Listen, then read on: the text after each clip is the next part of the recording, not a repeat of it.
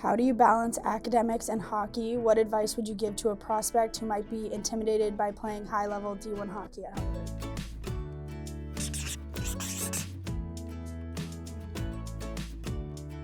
Great question, Morgan.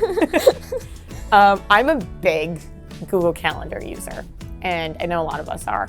And I think that's just a funny way of saying getting good at time management. And you know what, just the support system that we have here is at also a high level, just like everything else around here.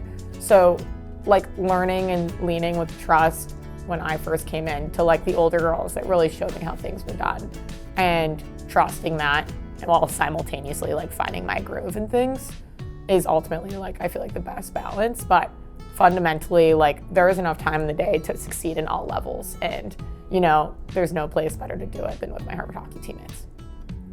What about you, Morgan? Yeah, I would say the same thing. I think just time management is key and crucial. I think coming in as a first year, it was kind of hard to balance it at the beginning, but once you realize the support you have and how the professors are always there to meet for office hours, and they really do want you to succeed. And even though it might seem like a lot of work and intimidating now, there's really nothing to worry about, and there's always going to be people there to support you.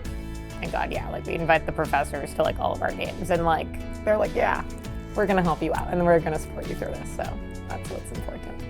Yeah, that's a good question. I think going to college from high school is a transition for everyone, whether it be an Ivy League school or not, and especially Harvard. But I think you learn pretty quickly wherever you go. But here, it's just so much more rewarding because you're at a school that gives you so much in the long run. And I think a big thing for me balancing my academics is just getting things done as they come. There's not really time to let it pile up. So taking advantage of the little times that you have on the bus during season, or right after you're at the rink, or while you're here. For us, you'll see, I don't know about you, but when I came here last year, I noticed people Sunner and Ribs would always be sitting in the locker room doing their work right before practice. And right away I picked up on that, just seeing their habits from the upperclassmen, and that kind of just made me realize that you have to take advantage of the time that you have, and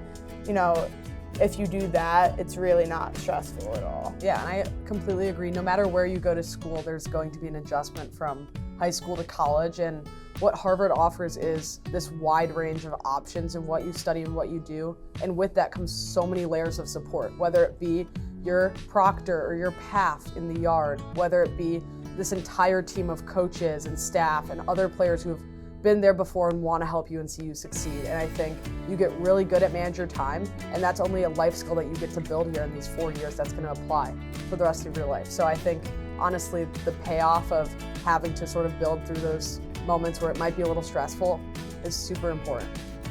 I would say, that opportunity is something so special in that you can't, honestly nowhere you can go somewhere except here, where it's you're challenging yourself as a player, as a hockey player, and as a student, and having that opportunity to grow in two different aspects of life, I think is only going to benefit you when you're older. And yes, that is scary, but when you put that opportunity, when you have it, you have to take that and run with it, because not everyone gets that opportunity.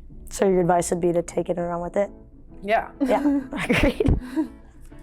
Yeah, I think Harvard does a really good job of putting a lot on your plate, but with a lot of support around you. I think just, obviously time management is the most important thing at such a place like this, but making sure during the season, your work is getting done before game days and before the weekends. And when you come to the rink, you're only focusing on stuff at the rink and practice and lift and your teammates, and what goes on outside of the river is the academic side where you live.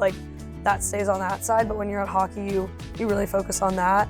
I think my one piece of advice is, I feel I wouldn't ever be use the word intimidated. I feel striving for playing D1 hockey is such a gift and something that I'm so grateful for. So my piece of advice would obviously, I feel change your mindset, and also, I guess, work on time management, work on balancing a lot on your plate, doing a lot of things outside of hockey, kind of giving yourself a little bit more depth as a person, not just having hockey as your sole comfort, sole everything. So I agree. I think that at Harvard, there's a lot of support systems, not only at the rink with our coaches and the team, but also when you cross the river on the academic side, a lot of people are there just like looking to support you and to just help you with anything going on. So like I wouldn't worry as much about like the school aspect of things, because there are so many people that are like willing to give their time to you to help support